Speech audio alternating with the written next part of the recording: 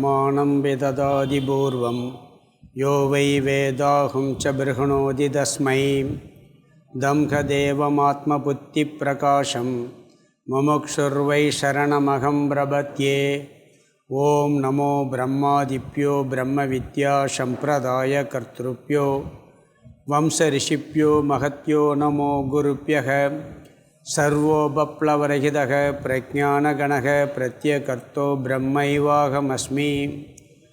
ओं ब्रह्मानन्दं परमसुखदं केवलं ज्ञानमूर्तिं द्वन्द्वातीतं गगनसदृशं तत्त्वमस्यादिलक्ष्यम् ஏகம் நித்தியம் விமலமஜலம் சர்வதி சாட்சிபூதம் பாவாதீதம் திரிகுணரகிதம் சத்குரும் தம் நமாமி.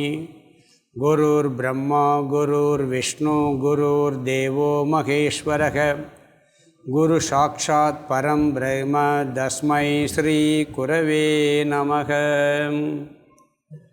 ஓம் சகனாவவது सहनौ भुनक्तु सह वीर्यं करवावहै तेजस्विनावधीतमस्तु मा विद्विषावहै.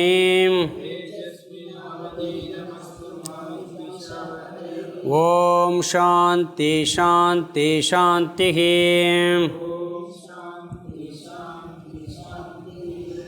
नमः श्री शंकरानंद गुरुपादाम्बुजन्मने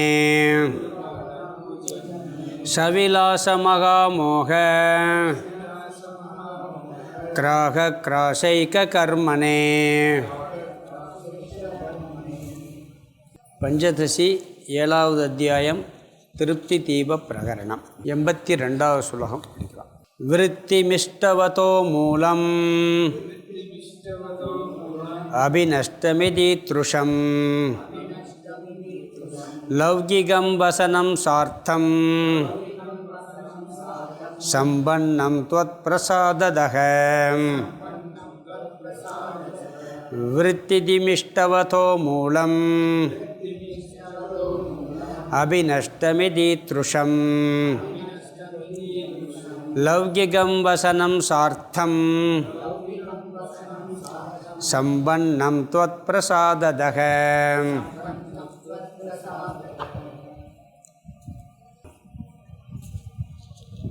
இதில் இப்போ நம்ம பார்த்துக்கிட்டு இருக்கிறது பரோட்ச ஞானம் அபரோக்ஷ ஞானம்.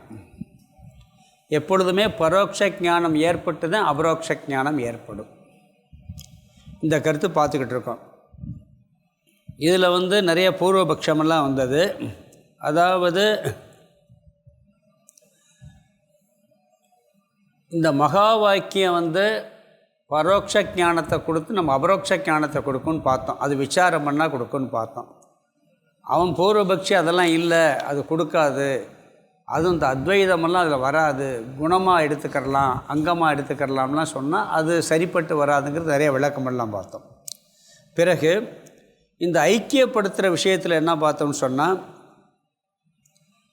தத்துவம் நீங்கிறதும் அதுங்கிறதும் ஈஸ்வரனுங்கிறதும் ஈக்குவல்னு சொல்லணும். அப்புறம் ஈஸ்வரன் ஈக்குவல் டு நீன்னு சொல்லணும்.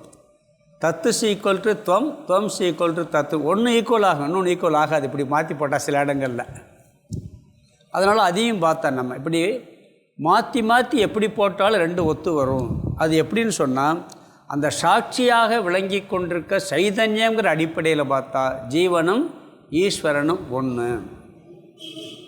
இந்த ஞானம் ஏற்படுவதனால என்ன பலன்னு பார்க்கும் பொழுது, எப்பொழுது இந்த ஐக்கிய ஞானம் ஏற்படுகிறதோ அப்பொழுது இந்த துவம் பதத்தில் உள்ள ஒரு தோஷம் நீங்கும், தத்பதத்தில் ஒரு தோஷம் நீங்குன்னு பார்த்தோம். துவம்னா நான் அல்லது நீ. அதில் நம்ம ஜீவத்தன்மை, நான் ஜீவனாக இருக்கின்றேன், நான் பிரம்மன் அல்ல, நான் அபூர்ணமானவன், நான் சம்சாரி, இப்படிங்கிற எண்ணம் எல்லாமே நான் பிரம்மன்கிற ஐக்கியப்படுத்தும் பொழுது இந்த நான் என்பது துவம் நீ என்பதில் உள்ள தோஷமானது இந்த அபூர்ணத்துவம் பிரமமில்லாத தன்மை நீங்கும் சொன்னார். அபூர்ணத்துவம் நீங்கும், சம்சாரத்துவம் நீங்கும், நான் அல்பஜ்ஞன் எல்லாமே அதில் நீங்கிவிடும். இந்த ஞானத்தை ஐக்கியப்படுத்தி அது ஞான நிஷ்டை ஏற்படுத்தி விட்டார். பிறகு தத்பதத்தில் என்ன பலன் நீங்கும் சொன்னால், அதில் இருக்க தோஷை என்ன நீங்கும் சொன்னால், தத்துன்னா அது பிரம்மன், எங்கேயோ இருக்குது என்ற பிரம்மன் எங்கேயோ இல்லை, நானாகவே இருக்கிறேன் அப்படிங்கிறது வந்துடும். அப்போ பரோட்சத்துவம் நீங்கிவிடும். அதுனால என்ன, இங்கே இல்லை, தூரத்தில் இருக்கிறதுன்னு அர்த்தம். அதுன்னா எதை சொல்லுவோம், பக்கத்தில் இருக்கிறது இதுன்னு தான் சொல்லுவோம், தூரத்தில் இருக்கிறத அதுன்னு சொல்லுவோம். கடவுள் எங்கேயோ இருக்கிறாரு அவர்னு சொல்கிறது என்ன ஆச்சு, இவர்னு வந்துடும். அதுங்கிறது இது ஆயிரும். அப்போ இந்த அது எங்கேயோ இருக்கின்ற ஒரு தன்மை, அந்த பரோட்சத்தன்மையானது இது நீங்கி விடுகிறது. அது என்ற வெகு தூரத்தில் இருக்கிறது என்ற தன்மையானது நீங்கி விடுகிறது அப்படின்னார். அப்படி நீங்கும் பொழுது என்ன கிடைக்குதுன்னு சொன்னால், நான் என்ற சொல்லினுடைய அர்த்தம் பூரணமானவன், ஆனந்த சுரூபம், அத்வைத ரூபமாக விளங்கி கொண்டிருக்கிறேன் என்ற ஞானத்தில் உறுதி ஏற்பட்டுவிடும். இதனுடைய பலன் என்ன, மொத்தம் 3 சொல்லியிருக்கார். துவம் நீ அல்லது நான் என்பதில் இருக்கக்கூடிய அபூரணத்துவம், ஜீவத்தன்மை நீங்கிவிடும், சம்சாரத்தன்மை நீங்கிவிடும், நான் அல்பன் என்ற தன்மை நீங்கிவிடும், நான் பிரம்மன் அல்ல என்ற தன்மை நீங்கிவிடும். அது என்ற சொல்லில் இருக்கக்கூடிய எங்கேயோ இருக்கிறாரு அப்படிங்கிற நினப்பு, கடவுள் எங்கேயோ இருக்கிறாருங்கிறது இங்கே தான் இருக்காருங்கிற எண்ணம் வந்துடும். அப்போ அது என்பதில் இருக்கக்கூடிய தூரமாக இருக்காருன்னு சொல்கிறோம் பார்த்தீங்களா, அது நீங்கிவிடும்னார். இது ரெண்டும் கிடைக்கிறதுனால என்ன பலன்னு சொன்னால், நான் ஆனந்த ஸ்வரூபம், அத்வைத ஸ்வரூபம், பூரணஸ்வரூபம் என்ற இதில் நிலை பெற்று விடும், அது நிலைத்து விடும் அப்படின்னு சொன்னார். பிறகு இவ்விதம் இருக்கும்போது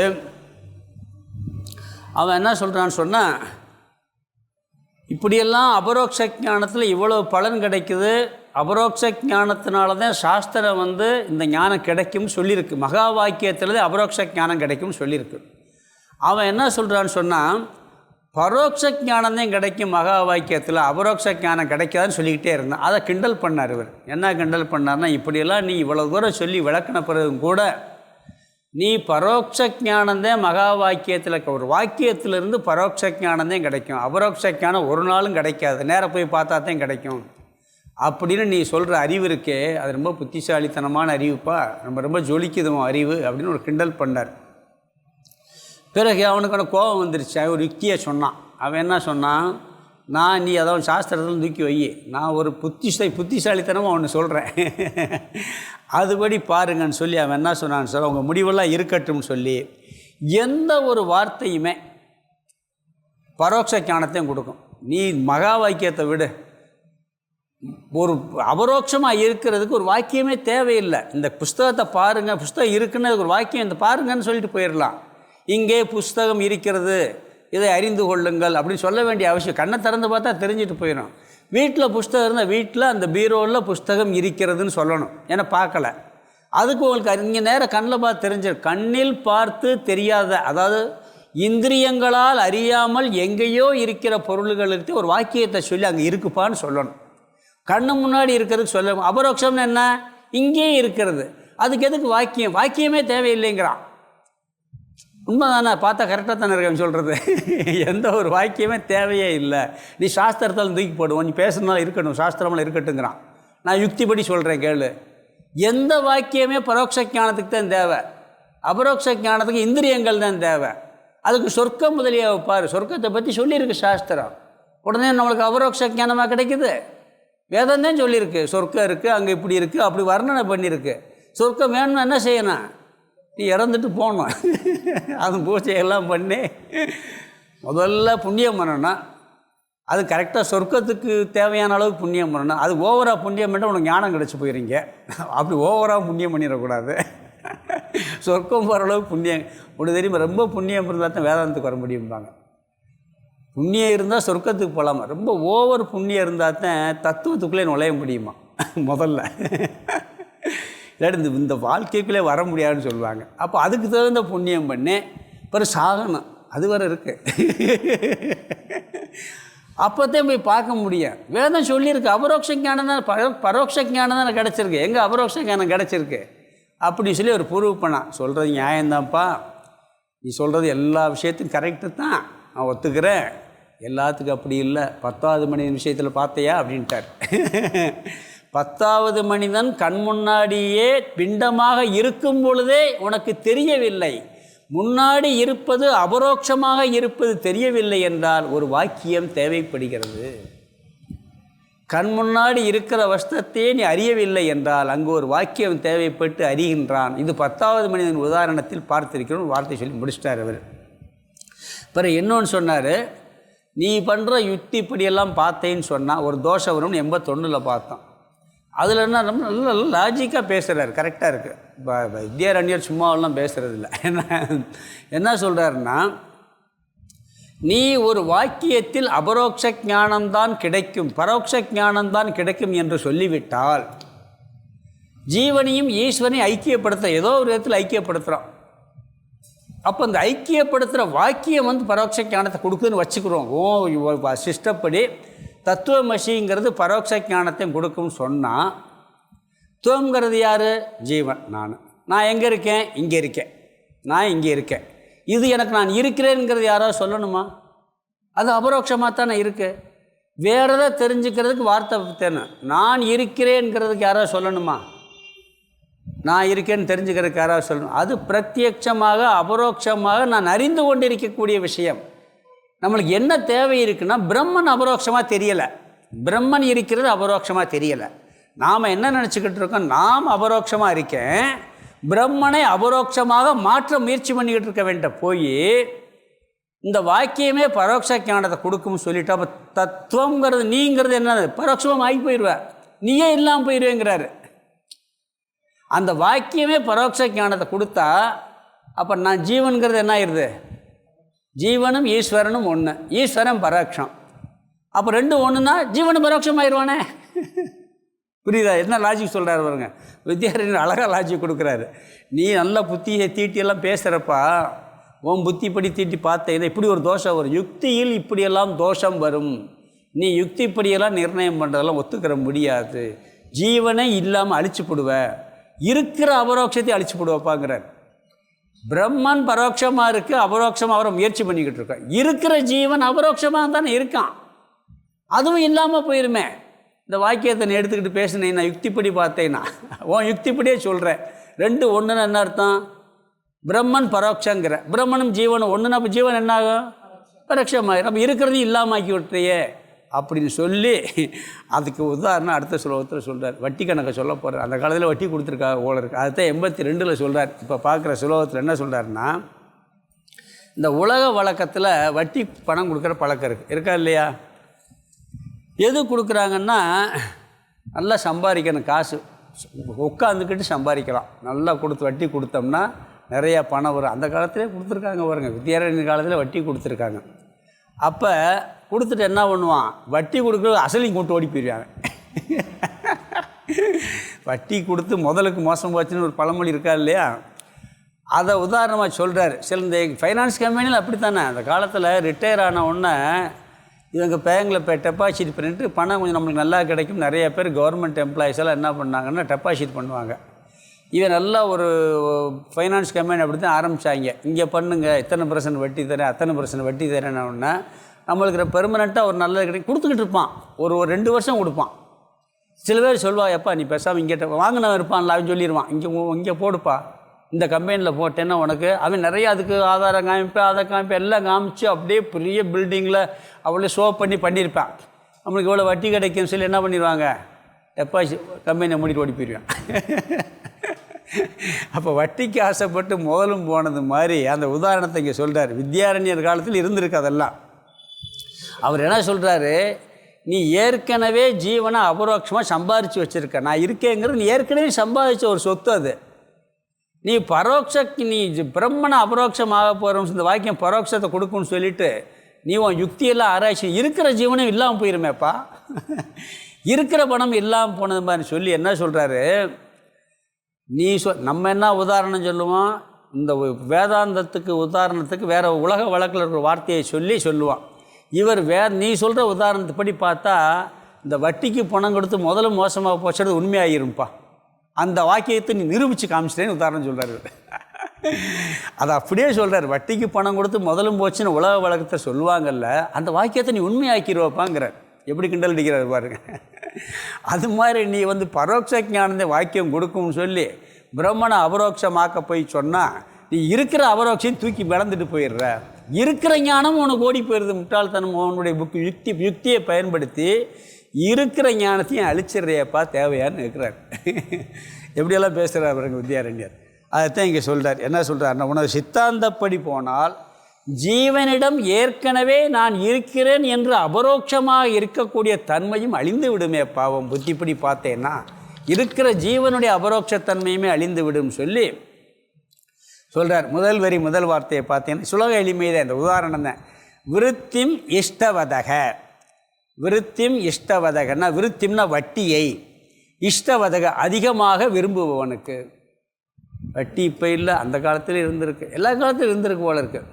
அதனால இந்த இதில் முஸ்லீம் மதத்தில் வட்டி கொடுத்தா பாவம் இருக்குது. அது எப்போ தோன்று நம்ம தான் அது ஒரு எல்லா காலையும் இந்த வட்டி கொடுக்குற பழக்கம் இருந்திருக்கும் போல இருக்குது. பணத்தை சம்பாதிக்க அதிக வட்டியை வசூலிப்பவனுடைய அதன் விருத்திம் இஷ்டவதகன்னா வட்டியை அதிகமாக விரும்புகிறவனுக்கு. இரண்டாவது வாக்கியம், மூலம் அபி நஷ்டம், மூலமும் நஷ்டத்தை அடைந்து விட்டது, முதலும் போய்விட்டதுங்கிறார். இப்படி ஒரு வாக்கியம் இருக்குது, உலக வழக்கத்தில் இருக்குங்கிறது. இதி ஈத்ருஷம் என்ற இவ்விதமான லோகிகம் வசனம். ரெண்டாவது வரியில் முதல் வார்த்தை லோகிகம் வசனம், உலகத்தில் பேசப்படுகின்ற ஒரு வாக்கியம்ட்டார். உலகத்தில் என்ன சொல்கிறாங்க, வட்டி கொடுக்க போய் முதலுக்கு நாசமாக போச்சுப்பான்னு சொல்கிறது உலகத்தில் பேசப்படுகின்ற வச்சனம், லௌகிகம் வச்சனம்ட்டார். இது ஈத்ருஷம் என்ற இவ்விதமான லௌகிகம் வசனம். ரெண்டாவது வரி முதல் வாக்கியம், உலக வழக்கில் பேசப்படுகின்ற இந்த வாக்கியம் சாதாரண மக்களால் பேசப்படுகின்ற வாக்கியம். இப்படி ஒரு நியாயம் இருக்கா இல்லையா? இது ஒரு நியாயம். வட்டி கொடுத்து முதலுக்கு மோசமாக போச்சு அப்படிங்கிற ஒரு வாக்கியம் இருக்குது, ஒரு வசனம் இருக்குது. அந்த வசனத்தை நீ உண்மையாக்கிட்டப்பாங்கிறார். என்ன சொல்கிறார் பாருங்கள், சார்த்தம் சம்பன்னம். சார்த்தம்னா இங்கு அந்த பிரயோஜனத்தை அடைந்து, அந்த வார்த்தை பலனடைஞ்சிருச்சு பார்க்குறார். அந்த வார்த்தைக்கு அர்த்தம் நீ சொல்கிறதுலேயே புரிஞ்சு போச்சு பார்க்குறாரு. இவன் வேதாந்தத்துக்கு நம்ம அதை உதாரணம் சொல்லி, இவர் என்ன சொல், நீ சொல்கிறது அதுக்கு உதாரணத்தை கரெக்டாக இருக்குப்பாங்கிறார். எப்படி கொண்டு போகிறாரு பாருங்க, லக்கல் அடிக்கிறார். எப்படி சொல்லிட்டு துவத் பிரசாததக, உன்னுடைய பிரசாதத்தினால் அந்த வார்த்தை உண்மையாக போச்சுப்பாங்கிறார். வட்டி கொடுத்து மொசலும் போச்சுன்னு சொல்கிற உலக வார்த்தை நீ சொல்கிற உபதேசத்தில் உண்மையாகி போச்சு. இதுக்கு அதை உதாரணம், உன் உதாரணத்தை அதுக்கு சொல்லலான்ட்டார். எப்படி பாருங்கள், நம்ம அதை உதாரணம் சொல்லுவோம், இவர் அதை சொல்கிறார். என்றைக்குமே ஒரு நியாயம் சொன்னால் உதாரணம் சொல்லணும். இங்கே வட்டிக்கு ஆசைப்பட்டு முதலையே மோசம் போன ஒரு கருத்தை, உலக கருத்துக்கு நீ சொல்கிறது உதாரணம் எடுத்துக்கிடலாம்ப்பா, அதை உண்மையாக போயிரும்ப்பா அப்படிங்கிறார். உன்னுடைய வாக்கியமே உதாரணமாகிவிட்டது, லௌகிக வாக்கியத்தை நீ உண்மையாக்கி விட்டாய் உன்னுடைய உபதேசத்தினால அப்படிங்கிறார் அவர். இதோடு முடிச்சுட்டு என்ன சொல்கிறாருன்னா, அபரோக்ஷ ஞானத்தினால்தான் மோட்சம் கிடைக்கும், இந்த ஞானம் கிடைக்கும். அந்த அபரோக்ஷ ஞானம் எப்படி கிடைக்கும் என்றால் மகா வாக்கியத்தில் இருந்து தான் அபரோக்ஷ ஞானம் கிடைக்கும் சொல்லிவிட்டு இப்போ இதை சேர்ந்த சில கருத்துக்கள் சொல்லி பிறகு நிதித்தியாசன டாபிக் போயிடுவார். நிதித்தியாசனங்கிற டாபிக் போயிடுவார். இந்த ஸ்லோகத்தில் இதோட அர்த்தம் இந்த இதை முடியுது. ஸ்லோகத்துக்கு அர்த்தம் பார்த்துடலாம். விருத்திம் இஷ்டவதே மூலம் அபி. விருத்திம்னா வட்டியைன்னு அர்த்தம். பணம் வேண்டுமென்று வட்டியை இஷ்டவதக அதிகமாக விரும்புபவனுக்கு, வட்டியை அதிகமாக விரும்புபவனுக்கு மூலம் அபி முதலும் நஷ்டம் ஆகிவிட்டது.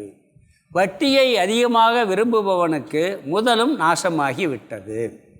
முதல் வரியில் இதி ஈத்ருஷம் கடைசி வார்த்தை, என்ற இவ்விதமான, இதுன்னா என்ற, ஈத்ருஷம்னா இவ்விதமான. ரெண்டாவது வரி லௌகிகம் வசனம், உலக வழக்கில் பேசப்படுகின்ற இந்த வாக்கியம் லௌகிகம் வசனம், உலக வழக்கில் பேசப்படுகின்ற வாக்கியம் சார்த்தம் சம்பன்னம் துவத் பிரசாததக. அதாவது துவத் பிரசாததகங்கிற முதல் எடுத்துக்கிறேன்னா, உன்னுடைய அனுகிரகத்தினால். துவத் பிரசாததகன்னா பிரசாதம் என்ன, கடவுளுடைய பிரசாதம். இது துவத் பிரசாதம்னா உன்னுடைய அனுகிரகத்தினால் சார்த்தம் பிரயோஜனத்தை சம்பன்னம் அடைந்து விட்டது. உலக வழக்கில் பேசப்படுகின்ற வாக்கியம் உன்னுடைய வார்த்தையினுடைய அனுகிரகத்தினால் அது பிரயோஜனத்தை அடைஞ்சி, அதுக்கு அந்த வாக்கியம் உண்மையாயிடுச்சுங்கிறார். அதுக்கு ஒரு உதாரணம் சொல்லலான்னு சொல்கிறார். இங்கே உன்னுடைய வார்த்தை உலக வழக்கில் பேசுகிற வாக்கியத்துக்கே பிரயோஜனம் கொடுத்துருப்பான்னு கிண்டல் அடிக்கிறார் இவர். அதெல்லாம் உன்னுடைய பெரிய அனுகிரகம் தான் அப்படின்னு சொல்லி கிண்டல் அடிக்கிறாரு. அடுத்த சுலகம் பார்க்கலாம். இங்கே ஒரு புத்திசாலித்தனமாக ஒரு கேள்வி கேட்பான். அடுத்ததில் கொஞ்சம் இங்கே பூர்வபட்சி செல்லணும் முட்டாள்தனமாக இருப்பான். இதுவும் புத்தியை பயன்படுத்தி கேட்டிருக்கான். அந்த புத்தியை அடிக்கிறார். உன் புத்தியில் எப்படிலாம் தோஷம் வரும்னு அடிக்கிறார் இவர். முதல்ல ஒரு தோஷத்தை அடித்தார், நீயே இல்லாமல் போயிடுவேன்ட்டார் முதல்ல. இப்போ வட்டி கணக்கை சொல்லி உதாரணத்தை சொல்லிட்டார். முதல்ல நீயே இல்லாமல் போயிடுவேன், இப்போ முதல் போயிடுறது அதுக்கு உதாரணம். நீயே இல்லாமல் போயிருக்கு என்னது, முதலே போயிடுச்சு அப்படின்னு உதாரணம் சொல்லியிருக்காரு. 83 இன்னொரு கருத்து சொல்கிறார், பார்க்கலாம், படிக்கலாம். 83 அந்த கரண சம்பின்ன போதோ ஜீவோ அபரோக்ஷதாம் அர்கத்யுபாதி சத்பாவாத் நது பிரம்மாணுபாதிதஹ. அந்த கரண சம்பின்ன போதோ ஜீவோ அபரோக்ஷதாம் அர்கத்யுபாதி சத்பாவாத் நது பிரம்மாணுபாதிதஹ. இங்கே ஒரு நியாயமான கேள்வியை கேட்குறான். அதாவது அபரோக்ஷ ஞானம் மகா வாக்கியத்தின் மூலமாகத்தே வரும் நம்ம சொன்னோம். சில பேர் என்ன சொல்கிறாங்கன்னா, நீ மகா வாக்கியத்தில் அபரோக்ஷ ஞானம் வராது, நீ புரிஞ்சுக்கிட்டு அதுக்கு தியானம் பண்ணணும். தியானம் பண்ணி நிதித்தியாசனம்லாம் தியானம் பண்ணாதான் அபரோக்ஷ ஞானம் வரும். கண்ணு முன்னாடி பார்க்குற பொருளுக்கு வேணால் அபரோக்ஷ ஞானம் கிடைக்கலாம், ஒரு வாக்கியத்தினாலையெல்லாம் அபரோக்ஷ ஞானம் வரும். அபரோக்ஷ ஞானம் இந்திரியங்கள் மூலமாகத்தான் வரும், அதிலெல்லாம் வராது அப்படின்லாம் பார்த்தோம். அபரோக்ஷ ஞானம் கண்ணு முன்னாடி இருக்கிறதுல வருங்கிறது நம்மளுக்கு சந்தேகம் இல்லை. இவன் என்ன சொல்கிறான்னா, பூர்வபக்தி ஒன்று சொல்கிறான், பிரம்மனை பற்றிய அபரோக்ஷ ஞானம் என்றுமே சம்பவிக்காதுங்கிறான். கண்ணு முன்னாடி ஒரு பொருளை பார்த்தா அபரோக்ஷ ஞானம் வரும். நம்ம என்ன சொல்கிறோம், பிரம்மனை பற்றி அபரோக்ஷ ஞானம் வரும்னு சொல்லி இப்போ நிரூபணம். அவன் என்ன சொல்கிறான், பிரம்மனை பற்றி அபரோக்ஷ ஞானம் வரவே வராது, ஏன்னா அது நிர்குணம் அப்படிங்கிற ஒரு லாஜிக் சொல்கிறான். என்ன சொல்கிறான்னா, அது மகா வாக்கியத்தில் வருதா நிதித்தியாசனத்தில் வர்றதெல்லாம் தூக்கி போடு, ஏன்னா அபரோக்ஷ ஞானமே வராதுன்னு சொல்லிக்கிட்டு இருக்கேன் நான். பிறகு இதுக்கு மகா வாக்கியத்தில் விசாரணை பண்ணி வருதா நிதித்தியாசனத்தில் வருதாலாம் நீ கேள்வியை கேட்க வேணாம். அதுக்கு அபரோக்ஷ ஞானம் பிரம்மனை பற்றி என்றைக்கும் வராது அப்படிங்கிறதுக்கு ஒரு ஆட்சி சொல்கிறேன். என்ன சொல்கிறான்னா, அதுக்கு என்ன காரணம்னு சொல்கிறான். பிரம்மனை பற்றி நீ என்றுமே அது அபரோக்ஷமாக புரிந்து கொள்ளவே முடியாது அப்படிங்கிறதுக்கு ஒரு லாஜிக் சொல்கிறான். இப்போ நான் இருக்கேன், நான் ஜீவன், நான் சைதன்ய ஸ்வரூபம், உணர்வு ஸ்வரூபங்கிறத எப்படி தெரிஞ்சுக்கிறோம்னா மனசு மூலமாக தெரிஞ்சுக்கிறோம். மனது என்ற ஒரு உபாதியின் மூலமாக, இங்கே உபாதினா ஒரு கருவி, மனது என்ற உபாதியின் மூலமாக நான் உணர்வோடு இருக்கிறேன். உணர்வுங்கிறதே ஜீவ தத்துவம், அந்த அறிவு ஸ்வரூபம், சைதன்ய சத்துவம். சைதன்யம் உணர்வு எல்லாம் ஒரே வார்த்தை தான். புரிஞ்சுக்கிறது மனசில் தானே புரிஞ்சுக்கிறோம். ஏன்னா மனசு இல்லாத போது நாம் உணர்வை புரிஞ்சுக்கிறதே இல்லை. அப்போ நான் ஜீவன், ஜீவத்தன்மையுடையவன், ஜீவனாக இருக்கிறேன் என்பதற்கு எனக்கு புரிந்து கொள்ள ஒரு உபாதி இருக்கிறது, மனம் என்ற உபாதி இருக்கிறது. புரியுதுங்களா? அப்போ மனம் என்ற உபாதி இருப்பதால் நான் இருக்கின்றேன், நான் உணர்வாக இருக்கின்றேன், சைதன்யமாக இருக்கின்றேன், ஜீவனாக இருக்கின்றேன் என்று என்னால் புரிந்து கொள்ள முடிகிறது. அது தூக்கத்தில் பார்த்தீங்கன்னா மனசு இல்லை, அதனால் உணர்வு இல்லை, ஜடமாக இருக்குது. இறந்த பிறகு என்னது, மனது ட்ராவல் பண்ணிடுது, பிணமாக போயிடுது. மனம் போன பிறகு பிணமாகிடுது. இது மனம் போனால் பிணமாகுது உடம்பு. மயக்க நிலையிலையும் மனம் இல்லை, அதனால் தொட்டால் யாருக்கா தெரியுதா? தெரியலை, ஏன்னா அங்கே மனம் இல்லை. அப்போ அந்த உணர்வு ஜீவத்தன்மை, நான் இருக்கிறேன் என்பதை புரிந்து கொள்வதற்கு, நான் ஜீவன் என்பதை புரிந்து கொள்ள ஒரு உணர்வு தத்துவம் இருக்குது. சைதன்யத்தை புரிந்து கொள்ள, உணர்வை புரிந்து கொள்ள ஒரு மனம் என்ற உபாதி இருக்கிறது. அதனால் நீ புரிஞ்சுக்கிட்ட பிரம்மனுக்கு எந்த உபாதி இருக்குதுன்னு கேட்குறான். பிரம்மனை பற்றி புரிந்து கொள்ள ஏதாவது ஒரு கருவி இருக்கா? எந்த உபாதியுமே இல்லை. அதனால் நீ எப்படி பிரம்மனை பற்றி அபரோக்ஷ ஞானம் உனக்கு ஏற்படும்? நல்ல கேள்வி தான். அவன் கேட்குற கேள்வி சரியான கேள்வி தான். ஏதாவது உபாதி இருந்தால் அது மூலமாக போய் பிரம்மனை நீ தெரிஞ்சுக்கலாம். அதே நிர்குணம் சொல்லிட்டியே, சகுண பிரம்மன்னா உபாதி இருக்கும். நம்ம புரிஞ்சுக்கிற வேண்டிய நிர்குண பிரம்மனை. சகுண பிரம்மனா கூட பரவாயில்ல. இது நீ நிர்குண பிரம்மன் சொல்லியாச்சுன்னா அங்கே உபாதியே இல்லை. அதை எப்படி உணர முடியும்? அதனால் நிர்குணை பிரம்மனை பற்றி அபரோக்ஷ ஞானம் சம்பவிக்க வாய்ப்பே இல்லைன்ட்டான். இதற்கு ஒரு உதாரணம் வந்து பார்த்திங்கன்னா, சயின்ஸ் படிச்சிருக்கணும். லைட்டு இருக்குது பார்த்தீங்களா? லைட்டை யாராவது பார்த்துருக்கீங்களா? ஒளிவிடக்கூடிய பொருளை பார்க்க முடியும். நம்ம லைட்டை பார்க்க முடியாது, தெரியுமா? இது யாருக்காவது தெரியுமா? வெளிச்சத்தை யாராலும் பார்க்க முடியாது. வெளிச்சம் இல்லாமல் ஒரு பொருளையும் பார்க்க முடியாது. ஆனால் வெளிச்சம் இருக்குன்னு தெரிஞ்சுக்கிறதுக்கு ஒரு பொருள், ஒரு உபாதியாக தேவை.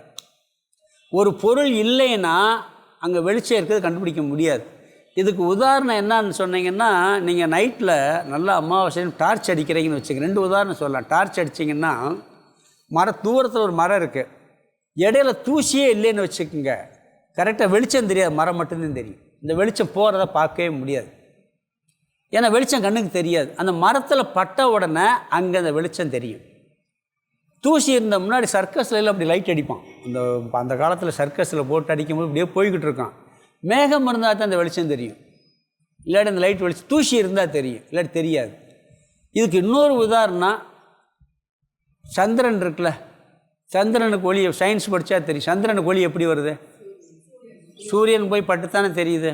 இப்போ பௌர்ணமி, நல்லெண்ணெய் பௌர்ணமி அன்னைக்கு சூரியன் மறையுது, சந்திரன் உதிக்குது. புரியுதுங்களா? சூரியன் மறையுது, சந்திரன் உதிக்குது. இங்கேருந்து வெளிச்சம் போய் இங்கே கரெக்டாக படுது. அப்படி தானே படணும். சூரிய வெளிச்சம் என்ன ட்ராவல் பண்ணி அங்கே போகுது. சூரியன் கீழே மறைஞ்சாச்சு, நம்மளுக்கு சூரியன் தெரியலை. ஆனால் சந்திரன் இங்கே இருக்குது. சூரியன் வெளிச்சம் போய்த்தானே படுது. சூரிய வெளிச்சம் போகிறது தெரியுதா? சந்திரன் தெரியுது, சூரிய வெளிச்சம் தெரியுதா? போகிறது தெரியுதா? ட்ராவல் பண்ணி இப்படி இருக்குது. சூரியன் அங்கே கீழே போயிடுச்சு, அங்கேருந்து இப்படி போய்த்தானே படுது. அந்த வெளிச்சம் போகிறது தெரியுதா? சூரியன் இருந்தால் சூரியனை பார்க்கலாம். சூரியனுடைய ஒளி ட்ராவல் பண்ணுறது தெரியலை. அந்த ஒளி படுற இடத்துல சந்திரன் இருக்குது, அதனால் சந்திரன் தெரியுது. அப்போ அங்கு ஒளி இருக்கிறது என்பதை சந்திரன் தான் காட்டுது. நீங்கள் இந்த டிவிலெலாம் பார்த்தா தெரியும், விண்வெளியில் அந்த ட்ரெஸ்ஸை போட்டு இருப்பான். அது பார்த்தீங்கன்னா இருட்டாக இருக்கும். அது முதுகு பக்கம் சூரியன் இருக்கும், அந்த வெளிச்சம் முதுகு பக்கம் தெரியும், இல்லாட்டி ஃப்ரண்ட்டில் இங்கே தெரியும். வேறு எந்த இடத்துல வெளிச்சம்? ஏன்னா வேறு பொருளே இல்லை. பார்த்தீங்கன்னா அந்த சேட்டலைட் மட்டும் தெரியும், பக்கத்தில் இருட்டாக இருக்கும். எல்லா இடத்துலையும் வெளிச்சம் இருக்குது, அங்கே சேட்டலைட் மட்டும் இருக்கும், அது மட்டும் கரெக்டாக பிரைட்டாக தெரியும். நீங்கள் அந்த சேனல் பார்த்தீங்கன்னா தெரியும், அந்த விண்வெளியை பற்றிய சேனல். அப்போ லைட்டை பார்க்கவே முடியாது. லைட்டை தெரிந்து கொள்வதற்கு ஒரு வஸ்து இருக்க வேண்டிய உபாதி தேவை இருக்கிறது. பிரம்மன் நிர்குணம், அங்கே எந்த உபாதி இருக்குது நீ தெரிஞ்சுக்கிற போகிற அப்படின்னு சொல்லி அது ஒரு உதாரணம். எந்த உபாதியும் இல்லை. நல்லா யோசிச்சு தான் இந்த கேள்வியை கேட்குறான். பதில் அடுத்த ஸ்லோகத்தில் சொல்கிறார். இங்கே கேள்வி மட்டும்தான், அடுத்த ஸ்லோகத்தில் பதில் சொல்கிறார் அவர். அந்தக்கரண சம்பின்ன போதக, முதல் வரி முதல் வாக்கியம். அந்தக்கரண சம்பின்ன போதக. அந்தக்கரணம்னா நமது மனம் அல்லது சூக்ஷ்ம சரீரம்.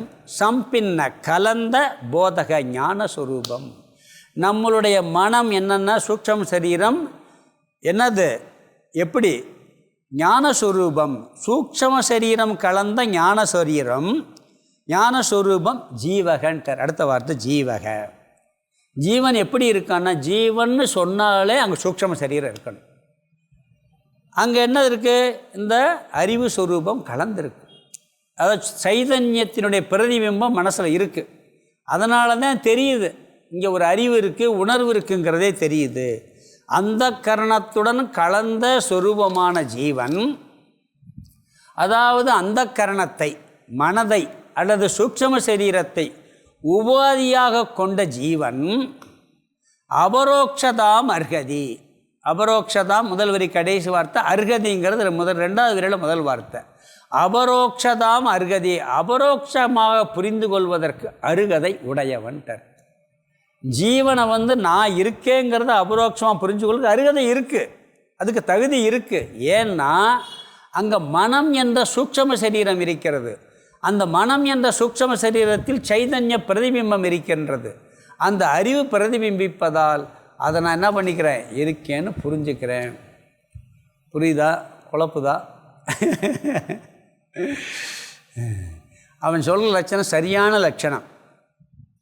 அப்போ அந்த கரணத்துடன் கலந்துள்ள அறிவு சுரூபமான ஜீவன் அவனை அபரோக்ஷமாக புரிந்து கொள்ள முடியும். காரணம், அந்த கரணம் சூக்ஷ்ம சரீரம் அல்லது மனம் என்ற ஒரு உபாதி இருப்பதனால். உபாதி சத்பாவாத், உபாதி இருக்கின்ற காரணத்தினால். அந்த அருகதிக்கு அடுத்த வார்த்தை எப்படி, ஏன் காரணம்னா உபாதி சத்பாவாத், உபாதி இருக்கின்ற காரணத்தினால். ரெண்டாவது வரி, ரெண்டாவது நது பிரம்ம, பிரம்மத்தை அபரோக்ஷமாக புரிந்து கொள்ள முடியாது. அதை உபாதிக்கு புரிஞ்சுக்கிடலாம், இங்கே புரிந்து கொள்ள முடியாது. அனுபாதி அணு உபாதி தக, அதை பிரித்தோம்னா அனுபாதி தக, உபாதி இல்லாத காரணத்தினால். அதாவது அது உபாதி இருப்பதால் அபரோக்ஷமாக புரிஞ்சுக்கிற முடியும். பிரம்மனுக்கு உபாதி இல்லாததால் அதை அபரோக்ஷமாக நீ புரிந்து கொள்ளவே முடியாது. நாம் என்ன சொல்கிறோம், நிர்குண பிரம்மத்தை புரிந்து கொண்டால்தான் மோட்சங்கிறோம். ஆனால் அங்கே உபாதியே இல்லை. அப்போ உபாதி இல்லாத அந்த பிரம்மத்தை, அது ஆனந்த ஸ்வரூபம், நிற்குண ஸ்வரூபம், அறிவு ஸ்வரூபம் எப்படி தெரிஞ்சுக்கிறது, நீ எதை வச்சு தெரிஞ்சுக்கிருவ அப்படின்னு கேட்குறாப்பு. அதனால் பிரம்மனை பற்றிய அபரோக்ஷ ஞானம் ஏற்படவே ஏற்படாது. அதை பற்றி எந்த அறிவும் ஏற்படாது, அது பக்கத்தில் நீயே போகவும் முடியாதுன்னு சொல்கிறான்.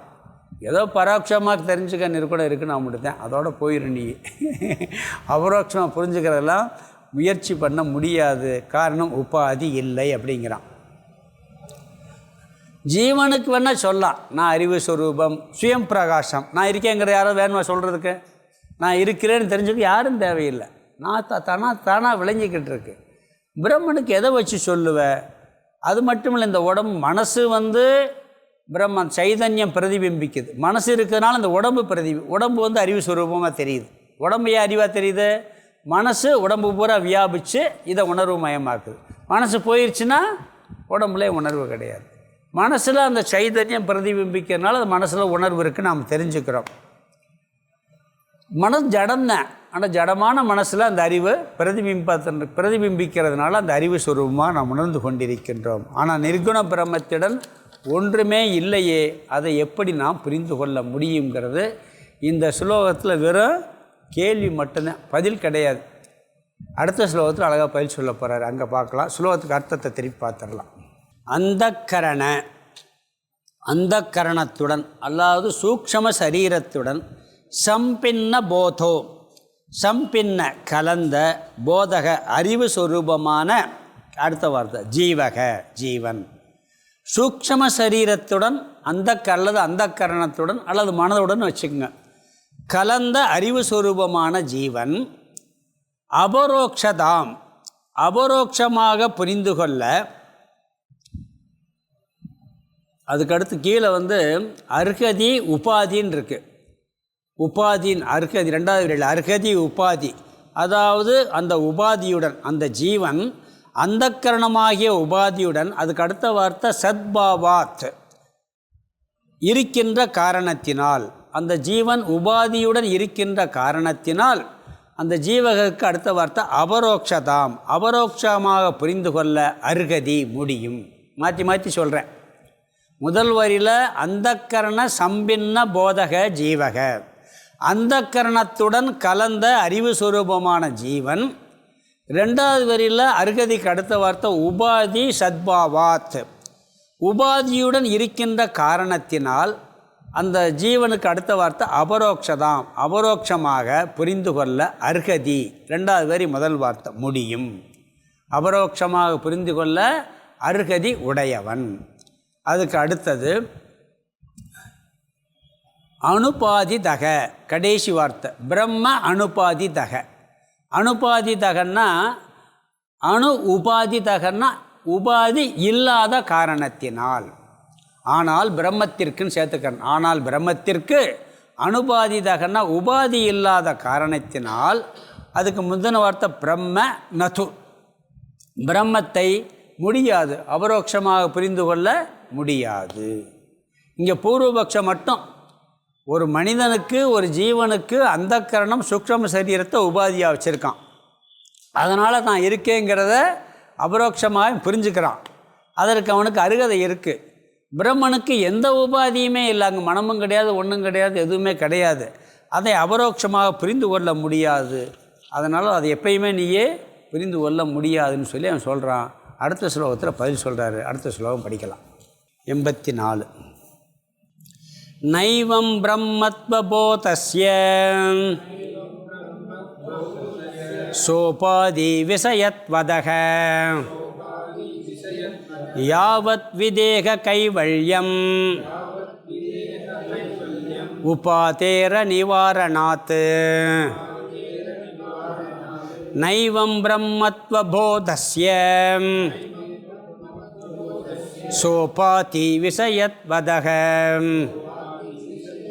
யாவத் விதேக கைவல்யம் உபாதேர நிவாரணாத். இங்கே என்ன சொல்கிறாருன்னா, பிரம்மத்துக்கு உபாதி இருக்குதுன்னு சொல்கிறார். அது எப்படிங்கிறது அடுத்த ஸ்லோகத்தில் சொல்கிறார். பிரம்மத்திற்கும் உபாதி இருக்குது.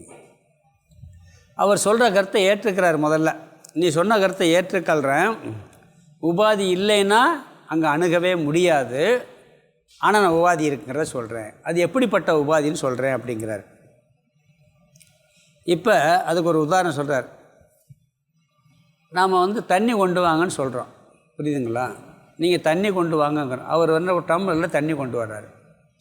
நான் தண்ணி தானே கேட்டேன், டம்ளர் எது கொண்டு வந்தீங்கன்னு கேட்டால், நான் கேட்டது தண்ணி, நீங்கள் டம்ளர் எது கொடுக்குறீங்க? தண்ணி டம்ளர் இல்லாமல் தண்ணி கொண்டு வர முடியாது, அப்படி தானே?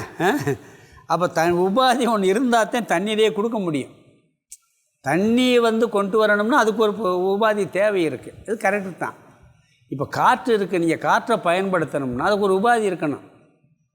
சைக்கிளில் காற்று வெளியே இருக்க காற்று எல்லா இடத்துலையும் இருக்குது. சைக்கிளுக்குள்ளே இப்போ டயரில் பயன்படுத்தணும், அதை அடிக்கணும். அதுக்கு ஒரு டயர் ஒன்று டீப் வேணும்.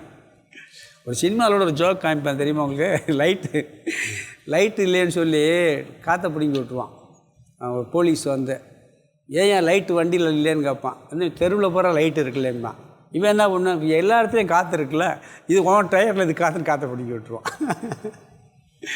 அப்போ அந்த காற்றை பயன்படுத்துறதுக்கு டீப்புங்கிற ஒரு உபாதி தேவை இருக்குது. தண்ணியை பயன்படுத்த ஒரு உபாதி தேவை இருக்குது. அப்படியே எதுக்குனாலும் ஒரு உபாதி தேவை இருக்குது.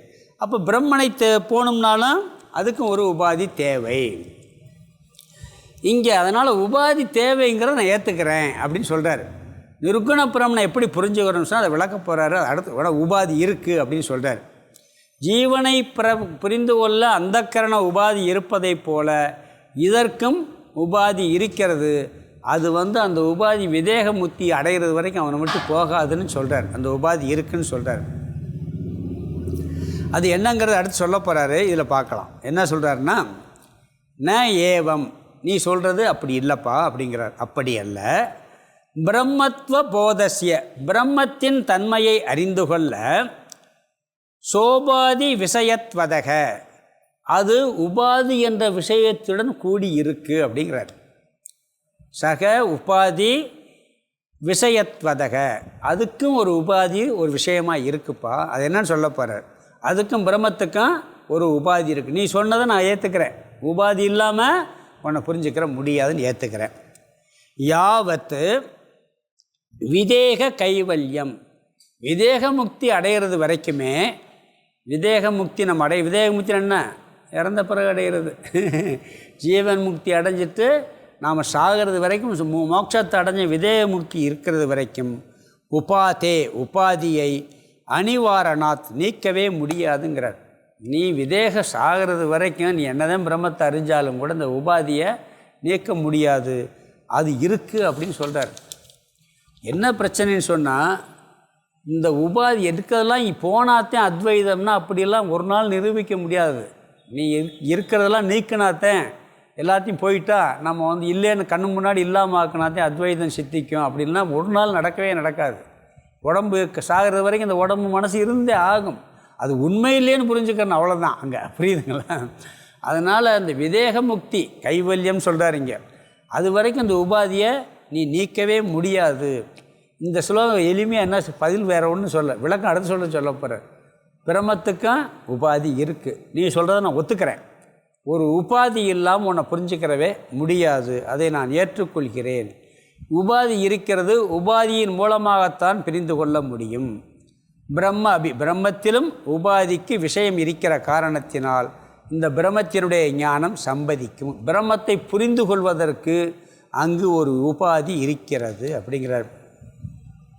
உடனே என்ன ஆகும்னா, நிர்குண பிரம்மத்துக்கு உபாதி இருந்தால் அது எப்படி நிர்குண பிரம்மனாக இருக்க முடியும்? அப்படி சந்தேகம் வரும்.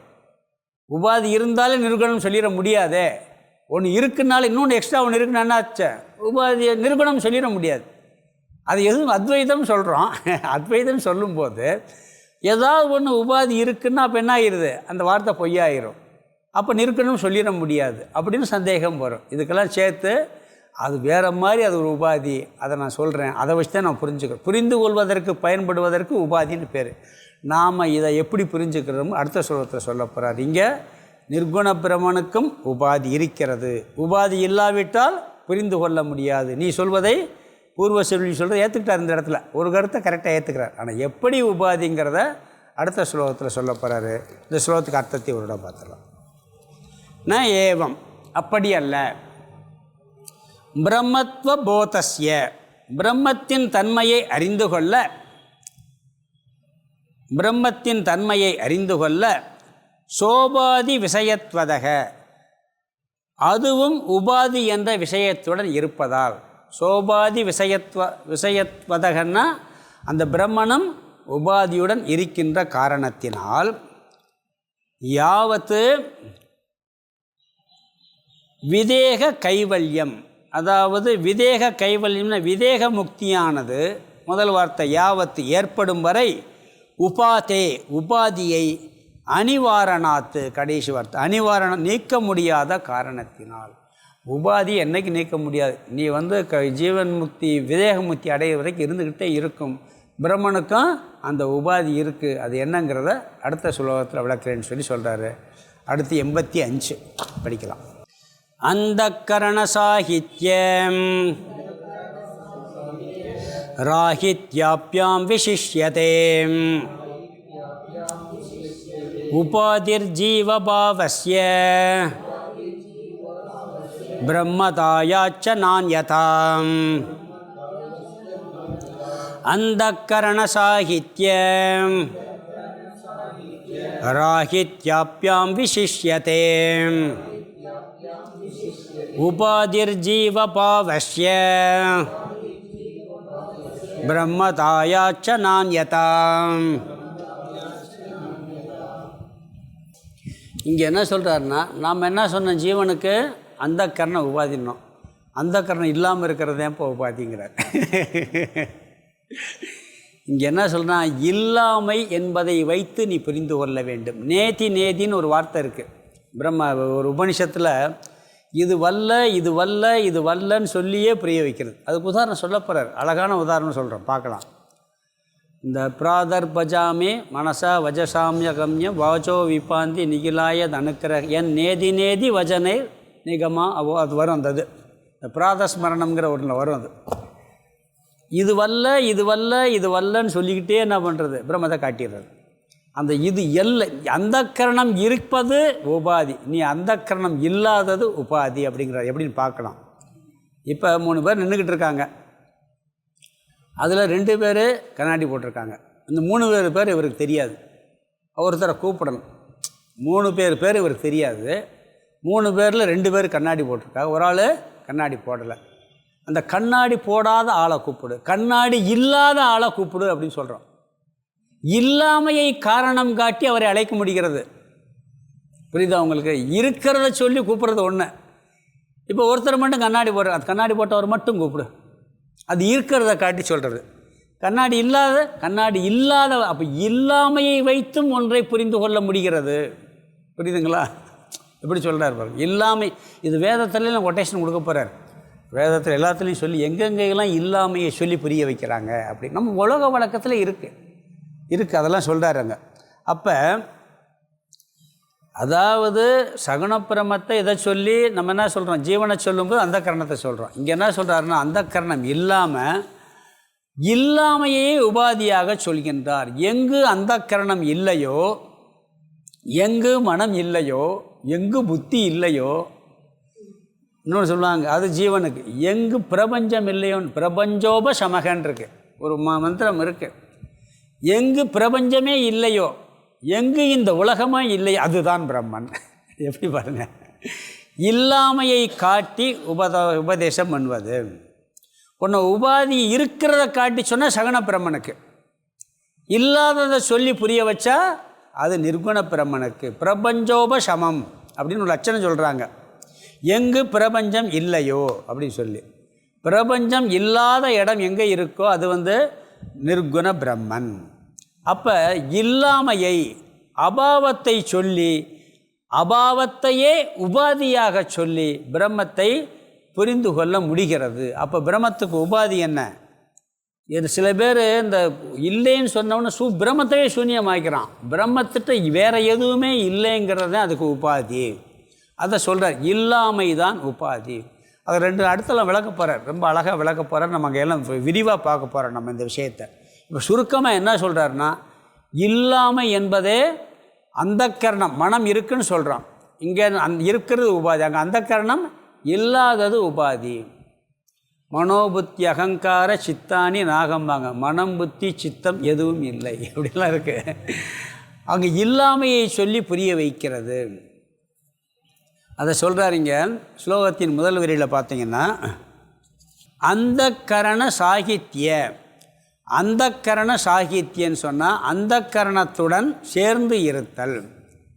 அந்த கரணத்துடன் சேர்ந்திருத்தல் எதுக்கு உபாதி? உபாதி ஜீவபாவசிய, ஜீவன் இருக்கிறான் என்பதை அறிந்து கொள்வதற்கு அந்த கரணத்துடன் சேர்ந்திருக்கிறது, மனசோடு சேர்ந்திருக்கிறது உபாதி ஆயிடுச்சு. அது ஜீவனுக்கு உபாதி. அடுத்து என்ன சொல்கிறது? அந்த கரணத்தை சேர்த்துக்கணும். முதல் வரியில் இந்த சாகித்யாவுக்கு அடுத்து ஒரு வாக்கியம் இருக்குது, ராகித்யம் சொல்லி.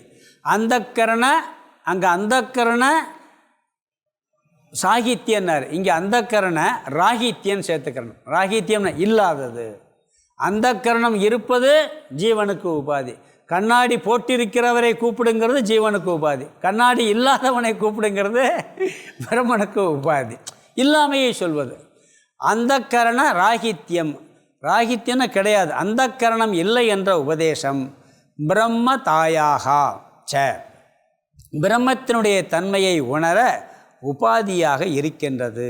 விசிஷ்யதே, இது இப்படி வேறுபடுத்தி விளக்கப்படுகிறது. ஜீவனையும் பிரம்மனையும் சொல்லி பிரம்மனுக்கு இருப்பதை உபாதியாக சொல்லலாம், ஜீவனுக்கு பிரம்மனுக்கு இல்லாததை உபாதியாக நிறைய உதாரணம் பார்க்க போகிறோம்.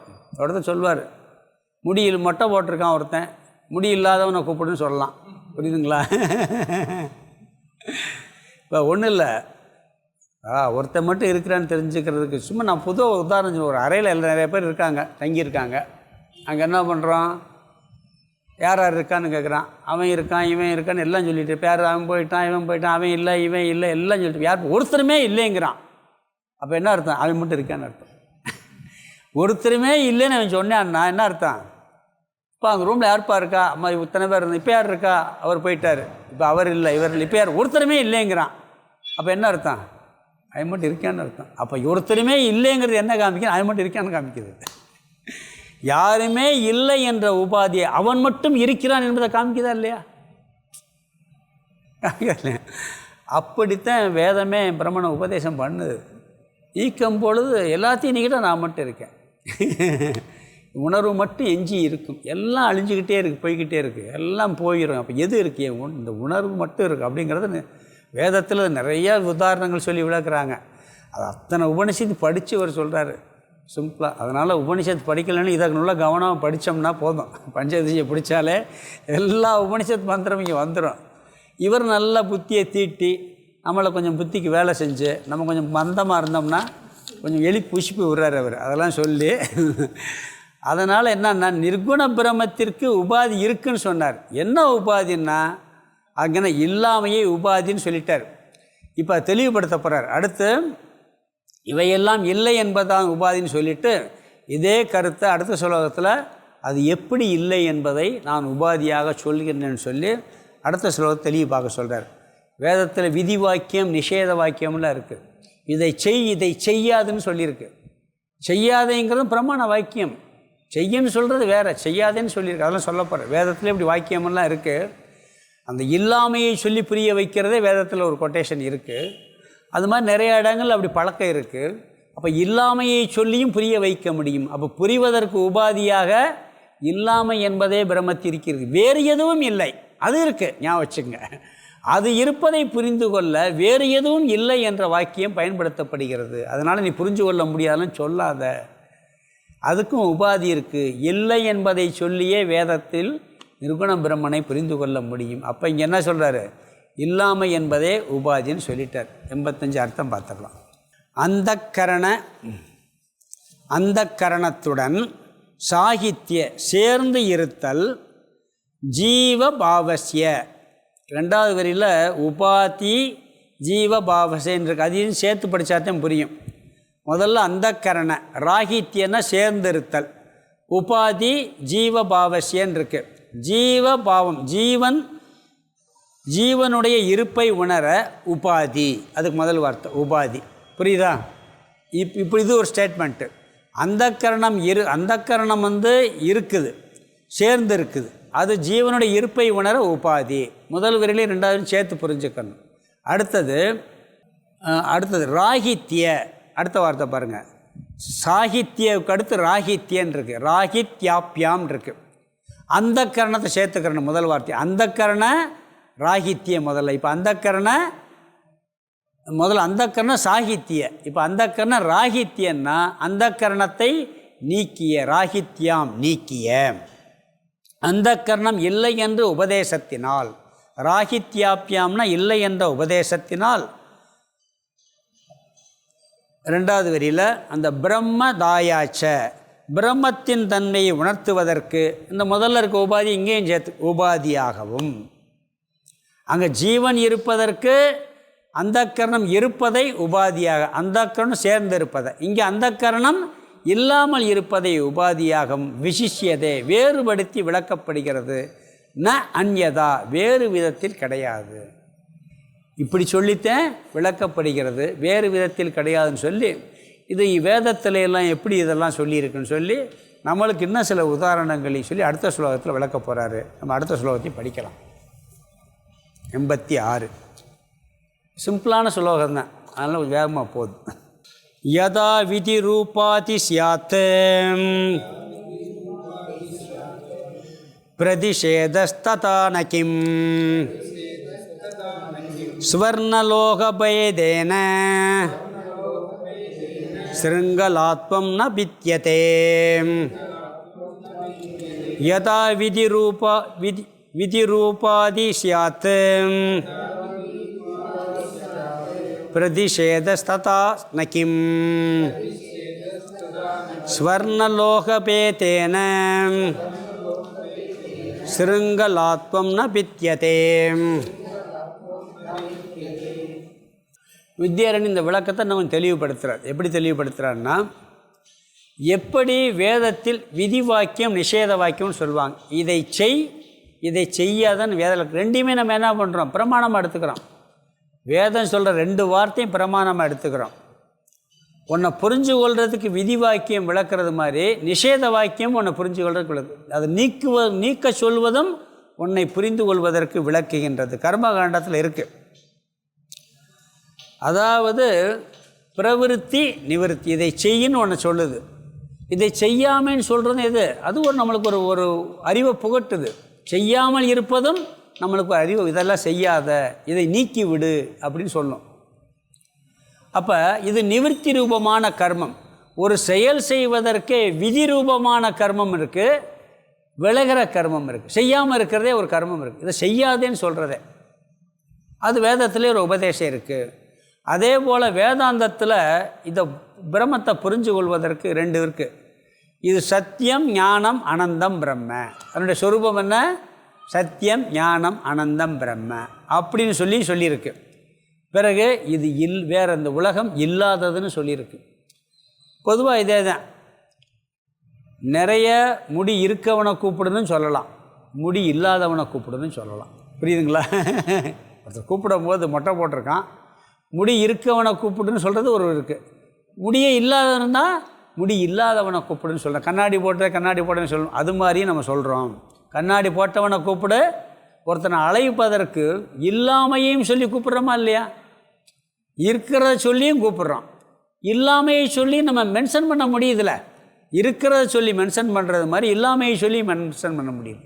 அது மாதிரி செய்யன்னு சொல்கிறதும் ஒன்று, செய்யாதேன்னு சொல்லி வேதம் கட்டளையிடுது. அது ஒரு பிரமாண வாக்கியம் எடுத்துக்கிறோம். கர்மத்தை நீக்குவதும் ஒரு கட்டளையாக பிரமாண வாக்கியமாக எடுத்துக்கொள்கின்றோம். விதி வாக்கியம் நிஷேத வாக்கியம் இருக்குது. அதை சொல்கிறார் இங்கே. யதா விதிகி உபாதி சியாத்து. இங்கே விதின்னா விதி வாக்கியம், அதாவது இதை இப்படி செய்யின்னு சொல்கிறது. ஒன்றை அறிவிக்க துணைவியாக, அதாவது உபாதின்னு என்ன அர்த்தம்னா ஒன்றை தெரிஞ்சுக்கிறதுக்கு துணையாக இருக்கக்கூடிய கருவிக்கு பேர் உபாதி. ஒன்றை புரிந்து கொள்வதற்கு கருவியாக இருப்பது உபாதி. இங்கே முதல் வாக்கியம் விதி வாக்கியத்தை சொல்கிறார். எப்படி விதி வாக்கியம் உபாதியாக இருக்கிறதோ, யதா விதி உபாதி சியாத். அர்த்தம் எப்படி வேதத்தில் விதி வாக்கியம் இதை செய் என்று சொல்லி கட்டளையிடுவது ஒரு உபாதியாக இருக்கிறதோ, அந்த அறிவை புகட்டுவதற்கு அது உபாதியாக இருக்கிறதோ, அதே மாதிரி ததா அப்படியே என்ன சொல்கிறாருன்னா, பிரதிஷேத ததா நக்கிம், பிரதிஷேத ததா நாக்கிம், ததா பிரதிஷேத நாக்கிம். அப்படி நிஷேத வாக்கியம் ஏன் இருக்கக்கூடாதுங்கிறார். இதை செய்யின்னு சொல்கிறது மாதிரி இதை செய்யாதேன்னு சொல்கிற வாக்கியம் ஏன் ஒன்று அறிவை புகட்டுறதுக்கு தானே இருக்குது. அதுவும் ஒரு அறிவை புகட்டுதல், அது ஒரு அறிவை புகட்டுது, இதுவும் ஒரு அறிவை புகட்டுது. அப்போ அந்த நிஷேத வாக்கியமும் கூட உனக்கு ஒரு அறிவை புகட்டுது இல்லையா? அப்போ அந்த நீக்கக்கூடிய வாக்கியமும் உனக்கு ஒரு அறிவை தெரிவிக்கின்றது. செய்யக்கூடாது என்ற அறிவை புகட்டு, இது செய்கின்ற அறிவை ஒன்று புகட்டுது, செய்யக்கூடாது என்ற அறிவையும் புகட்டுகின்றது. அப்போ நிஷேத வாக்கியமும் உனக்கு அறிவை தருதா இல்லையா? இல்லை என்பது அது மாதிரி என்ன சொல்கிறார், பிரம்மன் இருக்குது, சத்தியம் ஞானம் ஆனந்தமாக இருக்குங்கிற வாக்கியமும் இருக்குது. அது இது வல்லங்கிற வாக்கியமும் நம்மளுக்கு உபாதியாக இருக்கின்றது. அப்போ என்ன சொல்கிறான்னா, விதி வாக்கியம் வேறாகவும் இந்த வாக்கியம் வேறாகவும் இருக்குது, ரெண்டு வேற்றுமை இருக்கே ரெண்டு வாக்கியத்துக்கும் அப்படின்னு சொன்னால், அதுக்கு அவர் சொல்கிறார், வாக்கியம் ரெண்டு இருக்குப்பா, அதில் வேற்றுமையெல்லாம் இருக்குது, நான் இல்லைன்னு சொல்ல. வாக்கியத்தில் வேற்றுமை இருக்குது, ஆனால் வேற ஒரு விஷயத்தில் ஒற்றுமை இருக்குதுன்னு சொல்கிறார்.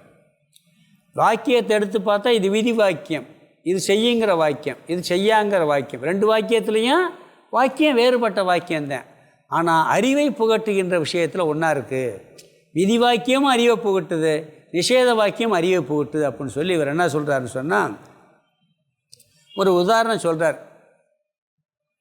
ஒரு தங்கச்சங்கிலி, இன்னொன்று இரும்பு சங்கிலி, ரெண்டையும் கட்டி போடுறதுக்கு பயன்படுத்துகிறோம். தங்கச்சங்கிலி இரும்பு சங்கிலி ஒன்றா இல்லை, இது வேறு அது வேறு. இது எவ்வளோ காஸ்ட்லி, இன்றைக்கி தங்கமெல்லாம் யோசிக்கவே முடியாது.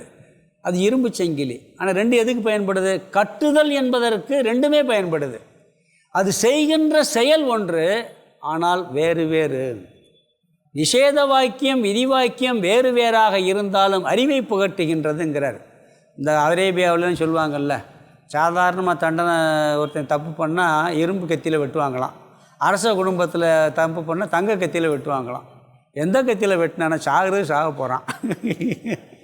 அந்த வெற்ற செயலை செய்கிறது தங்க கத்தியானா இரும்பு கத்தியாக இருந்தான்னா. ஆனால் வேறுபாடு இருக்கா இல்லையா? அது மாதிரி இரும்பு சங்கிலியில் கட்டினான்னா தங்கச்சங்கிலியில் கட்டினான, கட்டி போட்ட பிறகு இவனுக்கு என்ன இருக்குது?